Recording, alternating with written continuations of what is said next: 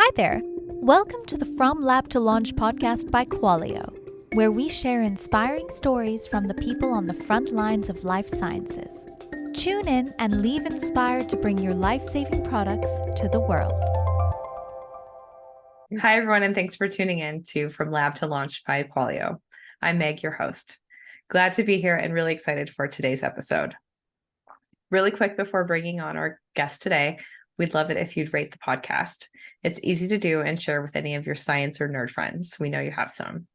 If you'd like to be on the show, please see the show notes for an application and we'll get connected that way. Today, we're excited to have Troy Bannister, co-founder and chief strategy officer at Particle Health. Particle Health is a company that's revolutionizing the way healthcare data is accessed, shared, and utilized, making it easier for both patients and healthcare providers to navigate the complex world of medical information. You can read more about Troy and the Particle Health in the show notes. So let's get to it. Welcome to From Lab to Launch, Troy. Thank you. Thanks for having me. Great. So to start us off, Troy, what inspired you to start Particle Health? Oh man, it was a mix of a few different things. I think going way back when I was in college, I was an EMT. I worked in an ambulance, and it was kind of amazing to me that I'd pick up a patient, I'd know nothing about them. I'd drop them up at the hospital, they'd know nothing about them, and they'd start pushing drugs or XYZ. And you'd just think that there might be a computer in the ambulance or a computer at the hospital that would be able to look up your medical history. And we've all experienced this, right? When you walk into a new doctor office, but you'd think like a massive hospital with all the latest tech would have something, but it just didn't. And that was a big surprise to me. And this was, maybe 15 years ago. I ended up going to medical school. And again, this was like over and over again. I kept seeing, collect the entire patient history, right? Why? It shouldn't be there. It shouldn't be a problem. And then I think the boiling point for me was when I was working with entrepreneurs in healthcare for a while in venture capital, and none of them had a solution to this either. But when I was in San Francisco for a conference, I saw Joe Biden speak. He was actually the vice president at the time, so it was a while ago, and he was talking about his son, Bo, who had brain cancer. He actually passed away from brain cancer a while ago. When he was the acting vice president, he couldn't get his own son's medical records from hospital A to hospital B. And that was mind-boggling to me, that the acting vice president of the United States couldn't get his son's medical records from A to B. And so I kind of became obsessed with the problem for a while. I was like, how is this possible? And the answers are, pretty complicated, but it was something that I decided was worth spending a giant chunk of my life and a lot of energy solving. So I just jumped in blindly and started Particle. Wow. What an inspiration. Yeah. From EMT to a conference to, here you are at Particle now. Yeah. So the life science and healthcare industries are, as we know it, highly regulated industries. And we here at Qualio know this all too well because we provide quality management software. How have you navigated the regulatory challenges and compliance requirements while pushing the boundaries of innovation at Particle Health? So I actually am a believer that highly regulated industries, if you get to understand them really, really well, provide opportunities. It's not that you're not allowed to share a medical record from A to B. It's that there's 100 rules about how you share a medical record from A to B. So if you understand those rules, then you can build technology that can solve for those things. So in the United States, for example, there's a rule called the patient right of access, which means a patient, any patient in the United States, has the right to access their own medical records upon request. And so that is a legally binding, right, authorization that can essentially force data out of any covered entity and get that data to where that person wants it to go. And understanding like how to utilize those rules and how to leverage those rules to give power back to the consumer is kind of like the thesis behind Particle at its core. It just so happened that around the time I was starting Particle, and I kind of knew about this, but I didn't know it to be as profound as it ended up being, was these two new regulations that were forcing data liquidity in healthcare. One is called the anti-information blocking rule. And like it sounds, it says, hey, those organizations out there that have all that patient data, you're not allowed to block access anymore. It's very prescriptive against blocking data. And there's big monetary fines if you are found out to be blocking access to data. And then another rule is just starting right now called TEFCA. It's TEFCA, and it stands for the Trusted Exchange Framework and Common Agreement. And this is creating a standardized way of sharing data across the United States, both in like the data standards and in the exchange methodologies, also in the legal agreements between entities sharing. So without going too deep into the regulations, there's a lot of it out there, but once you dive into it and start to really think about utilizing the rules and the regulations, it becomes a superpower. And so that was how we thought about it at Particle. I love that. Regulations as a superpower. I guess so. Yeah, I like that. So thinking more about the world of healthcare and technology, partnerships and collaborations are crucial, especially I imagine for Particle. Can you share some strategies you've used to build successful partnerships with other healthcare organizations? Yeah, so ours is interesting, right? In that we think of the world in two sides. There's the data holders. These are, it could either be a hospital system or an electronic medical record vendor. And then there's data seekers. And it also could be an EMR or a hospital, but we found more often it's typically a newer incumbent, whether it's like a telemedicine company, for example, right? They don't really have the 30 years of experience of building and partnering. So they're relatively new to the market. They want access to clinical records because when you show up on a telemedicine call, they want to know what meds you're on so they can be better at prescribing safe drugs, for example. So how do you get the data holder to give data to the data seeker? And in our world, the data holders do not want to release data to the data seekers. It's very valuable to them. It exposes risk to them. There's a lot of reasons why they don't want to share. So we had to use the regulations and the new rules and policies that the government was rolling out to get access to the data. And then we would package that up into a product and sell that to the data seekers. Then there's the question of, okay, we have EMR data that we're sharing, but what about pharmacy data? What about claims data? What about all the other types of healthcare data that are required to run a successful business? Those had to be partnerships as well. So I think the way that we think about partnerships is in more of a give and take sense, in that there are groups that need to share it and there are groups that need to have it. And so how do we build those incentives in a product that aligns everybody in the right way? That could be revenue share. It could be whatever. But you have to have those incentives aligned or you're just not going to make it happen. Right. And how have making those partnerships helped accelerate your mission at Particle Health? Well, I mean, without the partnerships, we'd have nothing, right? Because we are the platform in the middle. We are the pipes between the data holders and the data seekers. So that's the hardest part, right? Like, today we have access to about 320 million Americans' medical records. So pretty much everybody.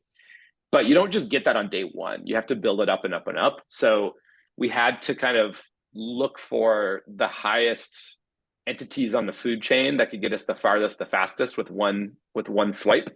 And that took a while to figure out. First, we thought maybe we'd go hospital to hospital, practice to practice, clinic to clinic. No, not a chance. There's just too many and they don't get it. They don't want to.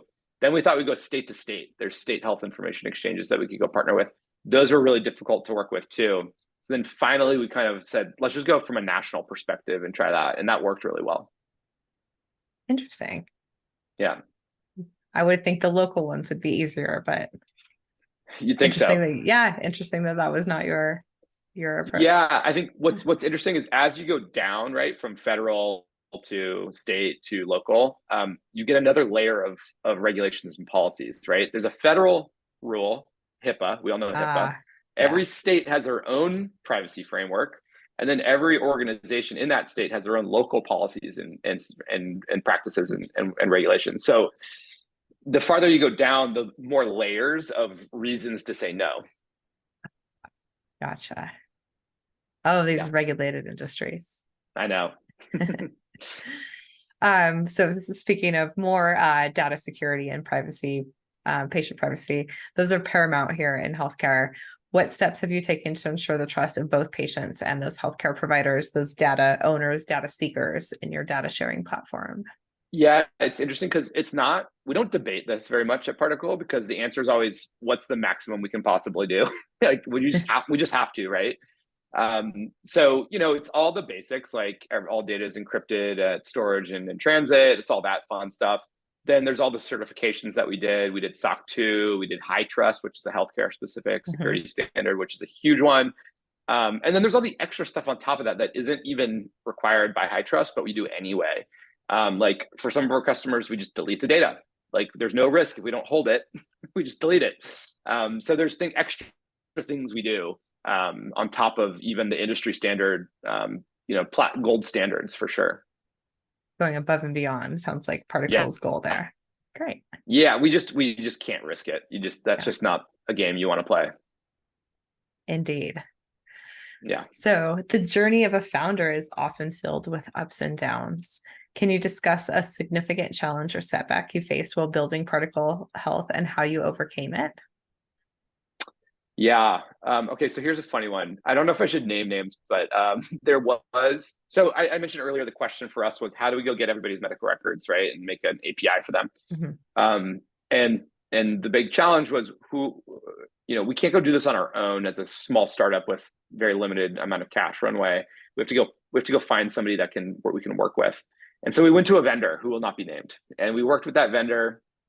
They were a web app. And so they kind of had it was basically an EMR in the cloud. Like a doctor would log into it, and in that EHR, you could type in someone's name, date of birth, address, phone number, click search, wait, maybe 2 minutes, 3 minutes, 4 minutes, and then their records would pop up from around the country. And it was a cool product. Our thesis had always been doctors don't want a new web app, a new workflow to go to. It needs to be embedded in their existing workflow. So we were always been APIs first. So we went to this group and we said, we're going to build an API, parallel to your web app. You can sell it, we can sell it, whatever. So we did the integration. It took us a long time. It was our first real implementation as a small team with I think 2 engineers at the time. Wow. Yeah, oh yeah, we were tiny.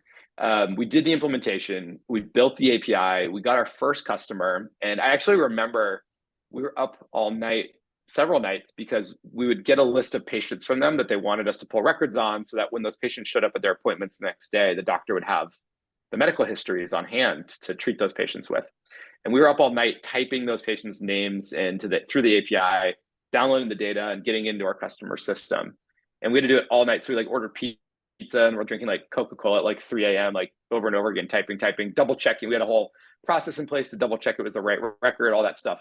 And then I think maybe a week into our customers, implementation, we got a cease and desist letter from that vendor that we were connected with. And they said, you're stealing our business. We're going to build an API now. You can bugger off. And so we were just left devastated after, spending 3-4 months implementing, building our own API and eating pizza at 3 a.m. And eating pizza at 3 a.m. And now we had no product and a customer that wanted a product. So we had to start from scratch. The good news was we learned how they did it through that exercise. So we were able to kind of go piece it back together ourselves. Well, I'm glad that you hung on, and hopefully there haven't been too many more 3 a.m. pizza nights for you and the team since then. None work related. Okay. Well, that's fun. Yeah. So on that note, what advice would you offer other founders who are dealing with similar challenges or just starting out? I mean, I think one of the greatest lessons I learned, and I think the reason we got Particle to where it is today, is because I actually gave a lot of, I'm not going to swear, I cared a lot. I cared a lot about the problem. And in the worst moments, I would wake up earlier, not because I thought I had to, because I just did. And I would work extra and I'd work hard and I'd make sure the right person was on the right call. We got the outcome that we needed. And it was just because I cared a lot. And so I think founders know what they have to do. Not like you typically don't know the right answer. I think deep down you typically do know the right answer. It just means you have to work really, really, really hard and try really, really hard to make it happen. And if you do that, you're successful. And I think that is the biggest difference between successful and unsuccessful founders, is the ones that really care. And when I say care, it can be about the mission. It can be about the people that work for you. It can be about your customers.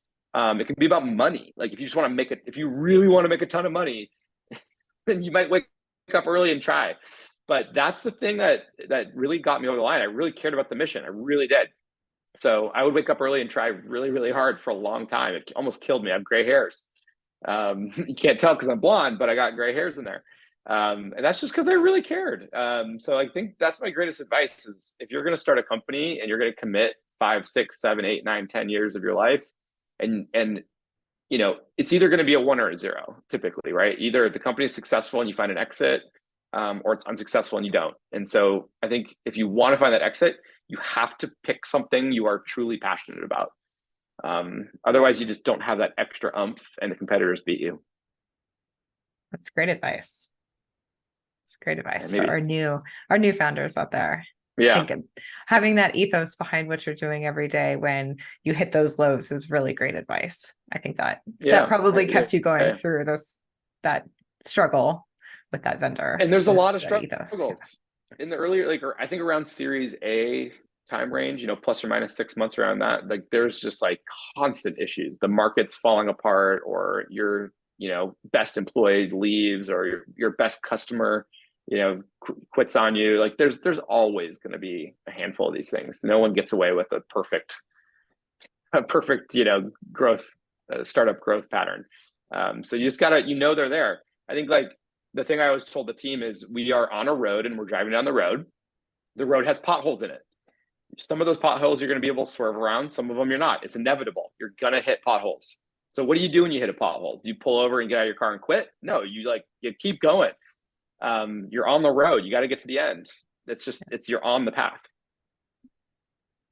Giving me flashbacks of the 710 freeway in Long Beach there. Oh yeah, there you go. Lots of potholes there, or here in Colorado for that matter. But you got home, right? You got home every day. Yeah. I've called AAA once or twice, but most of the time I made it home, kept going, never gave up. Always wondered what my tax dollars were doing. So. We call our board sometimes, Terrific. Well, looking to the future, what emerging trends or technologies in life sciences and the healthcare sector most excite you? Yeah, I mean, I'll speak, into my world just because I know it so well. As regulation forces this data open, it creates these organizations that become kind of de facto data sharing networks in healthcare. We've never had data sharing networks in healthcare. And I think what's really interesting about it is it's looking a lot like the Telecommunications Act, where we now have AT&T, Verizon, and T-Mobile or whatever, right? I think it's a great analogy where we're going to have networks like that for healthcare data. We don't necessarily, a developer doesn't necessarily go to AT&T and build an app. They do it through a platform like iOS or Android, right? So what I think is going to happen in healthcare, and this will create insane amounts of innovation, I think, in healthcare, is these networks that are exchanging data will become utilities. They'll become commodities where they all have to do the same thing based on regulations. So the only thing they're going to be able to compete on is price. So we're going to see price drop, very, very quickly over the next couple of years on accessing patient medical histories and clinical records. So what that means is we're going to have platforms built on top of these national networks that are going to create developer tool sets and developer communities and everything a developer needs to build a healthcare company. And that means direct to consumer. It means to life sciences, pharma. It means to everybody.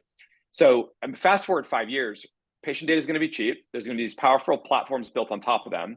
And the democratization of healthcare data is finally kind of realized. And that means we're going to have kind of this Cambrian explosion, I think, of healthcare innovations for the first time ever. The best analogy I can think of outside of this telecommunications one is Plaid in the fintech space, where all the banks were kind of conglomerated together under Plaid's API. And we saw companies like Venmo pop up for the first time. I don't even remember a world before Venmo, but what a convenient, I use it all the time. What a convenient tool because it was built for consumers. There were ways to send money from your bank account to your friend's bank account, but it was built by the bank for the bank. It wasn't built by a developer for a consumer. So once we get this cheap data and these powerful tools out of the box, people will build things for patients and for consumers in healthcare I think truly for the first time ever. Not for insurance companies, not for hospital systems, which everybody goes to because they have the money, but for individuals, And so I think that's what's right around the corner for us. And that is the most exciting thing I can think of in healthcare. And what do you think patients will do with their healthcare data when it's democratized that way? I think this is the interesting thing, right? I think patients don't know what to do with their healthcare data, right? If you had all your records on your phone, okay, cool. What's more valuable is an application that can tell you something to do, right? So it's not you analyzing your own records and coming up with, good things to do. It's an application or a tool saying, based on your medical history and based on your insurance plan, here's the best 4 doctors in the area for you to go to, based on their quality, based on their context to your conditions or medical history. That today we go on ZocDoc or whatever, and we're like, looking at, it's just like there's no intelligent way to navigate the healthcare system today because it's not contextualized based on who you are as a person. That's just one example. There's probably, and I don't even think we've scratched the surface. Like when Plaid started, they'd never even heard of blockchain before, right? But now like all of crypto runs on Plaid. And so that wasn't even on their radar when they started the company. So like what will happen in healthcare, I have no idea. But we all know there's a lot of room for improvement. Yes, lots of room for improvement. And I see if patients have access to this, could public health have access to this and have some good predictive models for what could be coming and what we should be focusing preventive care actions, that primary interventions for. So public health is baked into I'd mentioned TEFCA earlier, that new rule. It's a centerpiece of that, where public health will have access to all of our records in probably de-identified sense, but I don't know. Yeah. Interesting. Very interesting. This has been a very fun conversation. So to close us out, our last question is more of a fun one. We'd love to ask each of our guests, if we ran into you at a bookstore or your local library, in which section would we find you?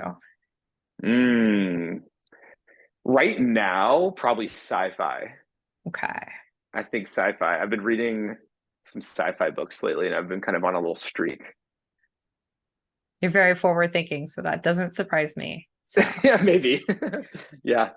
I find it interesting. Yeah. Yeah. Well, thank you so much for joining us on From Lab to Launch by Qualio today.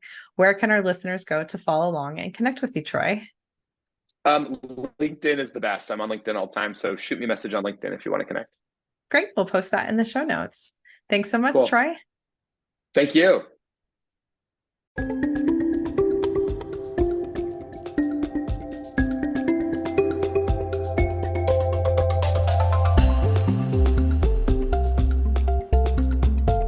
Thank you for listening to this week's episode of From Lab to Launch, brought to you by Qualio. If you like what you've heard, please subscribe and give the show a positive review. It really helps us out. For more information about Qualio, our guest today, or to be a guest on a future episode, please refer to the show notes. Until next time.